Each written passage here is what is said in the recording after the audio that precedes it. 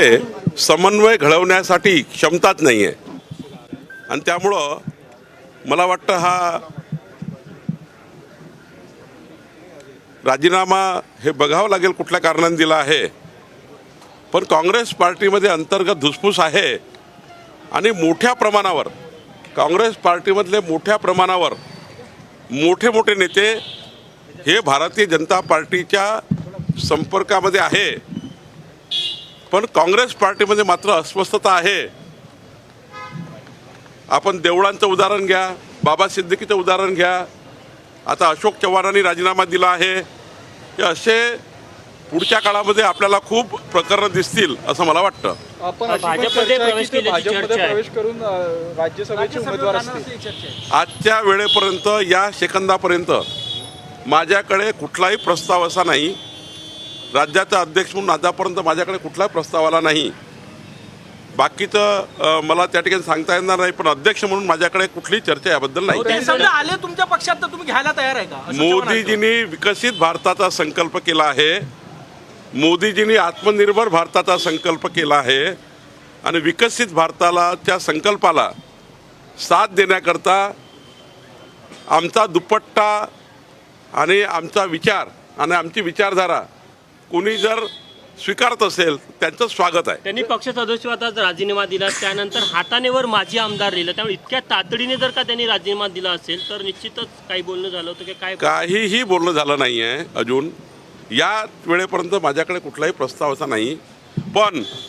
पण विकसित भारताचा संकल्प मोदीजींनी केला आणि या संकल्पाला साथ देण्याकरता आणि आमच्या विचारधारेवर काम करण्याकरता कोणीही तयार असेल त्याच्याकरता आमचा दुपट्टा तयार आहे. राज्यसभा निवडणुकीवर याचा काही परिणाम होणार आहे? कारण की सगळी देशाची लिस्ट आली, महाराष्ट्राची लिस्ट भाजपने दिलेली नाही. किती उमेदवार उतरवणार काय सांगणार? आमच्याकडे 3 राज्यसभा उमेदवार निवडून येतील एवढी स्ट्रेंथ आहे.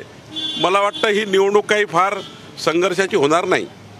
पण जर उमेदवार देण्याच्या तयारीत आहे का? अशोक चव्हाण आल्यानंतर काय आमदार पण येण्याची शक्यता आहे किंवा क्रॉस वोटिंगची शक्यता आहे काँग्रेसकडून? मी तुम्हाला वारंवार सांगतो आहे की राज्यसभा निवडणुकीमध्ये आपली आपली स्ट्रेंथ सर्वाकडे आहे. 3 भाजपाकडे आहे, एक एकनाथजीकडे आहे, एक अजितदादाकडे आहे आणि बाकी काँग्रेसकडे स्ट्रेंथ आहे. काही त्यांच्याकडे शरद पवार साहेबांचे आमदार आहेत, काही त्या ठिकाणी उद्धवजीचे आमदार आहेत आणि त्यामुळे मला वाटतं त्यांची एक सीट सहज निवडून येईल अशी त्यांच्याकडे स्ट्रेंथ आहे. त्यामुळे या राज्यसभा निवडणुकीमध्ये फार काही त्या ठिकाणी मोठं काही ओळाओळी होईल असं मला वाटत नाही. अशोक चव्हाण आले तर त्याचा भाजपला फायदा होईल का येणारा काळ? कुठल्याही पक्षप्रवेशाचा फायदा होत असतो. बूथचा पक्षप्रवेश असो, गावातला असो की देशातला असो की राज्यातला असो, प्रत्येकाकडे क्षमता आहे, प्रत्येकाचं वलय आहे आणि त्या क्षमतेप्रमाणे त्या वलयाप्रमाणे पक्षामध्ये फायदा होत असतो. अशोक चव्हाणांसोबत सिद्दीकी आहे, मिलिंद देवरा आहे, यांना राज्यसभेत पाठवणार अशी चर्चा सध्या रंगते.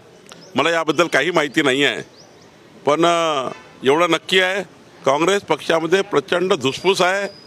जसं जसं मोदीजींचं वादळ महाराष्ट्रात येईल तसं तसे काँग्रेसचे अनेक नेते विकसित भारताचा संकल्पाला साथ देतील. 15 तारखेला अमित शहाच्या उपस्थितीमध्ये अशोक चव्हाणांचा प्रवेश होईल अशी चर्चा सुरू आहे. मोदीजींची गॅरंटी आहे विकसित भारताची. त्या गॅरंटीला मोदीजींनी गॅरंटी दिली आहे. मोदीजीची गॅरंटी ही या महाराष्ट्रामध्ये खूप चालेल.